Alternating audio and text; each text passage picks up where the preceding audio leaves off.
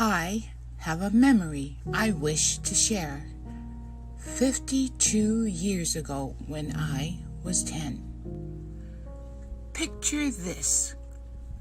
Close your eyes and imagine, if you will, and come along with me on this one-star-filled night at the Waikiki Shell. I had no clue what I was about to see or hear. It was my first concert. I sat on a blanket laid out on the grass behind the high-priced rows of chairs with my tutu, my grandmother, my namesake. The lights grew dim and the walls of the giant white shell towering over the stage glowed with twinkling pastel colors. Strewn across the stage were people in black, men in suits and women in pretty gowns, all holding a musical instrument of some sort I had never seen before in person. And then he walked out and stood in the front of the people in black. His suit was white to match the color of his hair. He was the leader, I figured. The audience was silent. I mean, really nothing. You heard nothing in the entire arena. And the man in white raised his hands, one hand holding a tiny stick. He stood still with his hands in the air, and then, at the drop of his hands, boom! The magical night had officially begun. It was a concert, but there was no singing, only the music coming from the different instruments, merging together to make beautiful, melodic music. That was a memory which came to mind the night I wrote my chapter journal response number 2, which asked, in 150 to 200 words, describe your personal best leadership experience, an experience in which you were most effective. What theory or metaphor best describes your leadership approach and why? I thought of that night at the Waikiki Shell and the white-haired chief conductor who held so much responsibility in his 2 hands. He would have had to know each member of the orchestra and be confident that they knew their job in playing their part using the skill they owned. He couldn't play the instrument for them. He would have had to work with them, practice, taught when they needed to be taught, helped and guided them to do their part well, so the whole team would make good music. My Hōʻike presentation today will show what I learned about leadership and how I developed as a leader in my organization.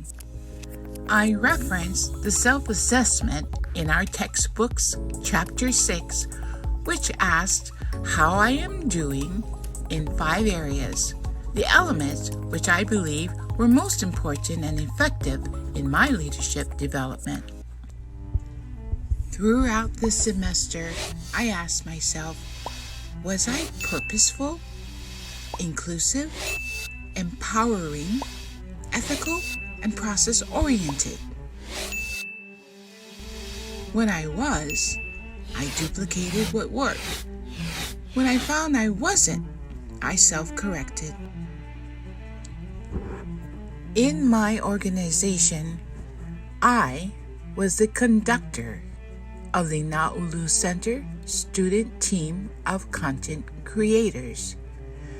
I was also a student, but hired to direct the content each student created so our team met the objectives of the PICO grant, the program which funded our paychecks. My leadership role began when COVID hit the UH West Oahu campus on March 2020. It was shut down. The Naulu Center students provided the West Oahu community fun activities, culture learning, student development, health and wellness workshops in the center facility. When COVID shut the Naulu Center doors, I was hired to lead their team in a virtual workspace where they could continue their work, connecting with students at home on their own in an unprecedented time. We all clocked in on a task management app called Monday.com. There, we collaborated on videos, email newsletters, our website, and social media posts, all with the same common message: stay strong, be safe, and you're not alone. We created content to make them laugh and go, "Ah," and keep them in the loop until it's safe to go back to normal on campus. In our online organization, although we all had a common goal, like the musicians in the orchestra, I saw each worker as an individual with their own voice, style, and superpowers. I started off designing content for the workers in my style, but I eventually learned that they each had their own song to sing.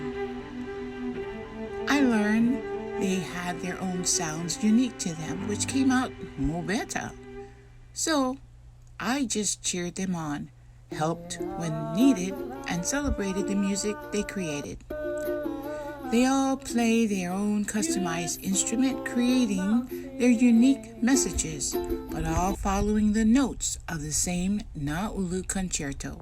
We were all held accountable by the numbers, which don't lie. It told us how effective we were. I learned that care-based thinking was putting love for others first, love for our audience, and love for the members of the team. Purposeful was I. We all had a known purpose.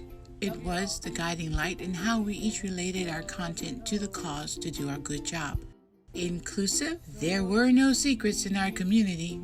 Inclusivity meant everyone was in the know about everyone and what everyone was doing, did, and about to do. Was I empowering?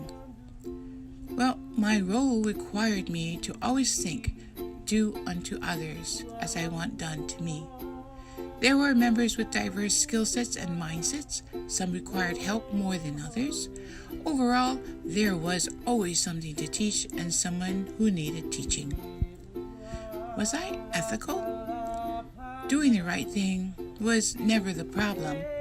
Being caring, trusting, and focused on teamwork will always result in being ethical and making good decisions. Process-oriented, in my role, I had to be approachable and open-minded and mindful, or our virtual Hollywood would collapse. So, as I assess my growth as a leader, is whether I affected our team members with their own self-development as they helped their fellow students do the same. My organization, it was bringing our team together as one, all moving in the same direction with the same motivation, and ultimate goal was to finish strong and move forward to celebrate the next phase in our lives.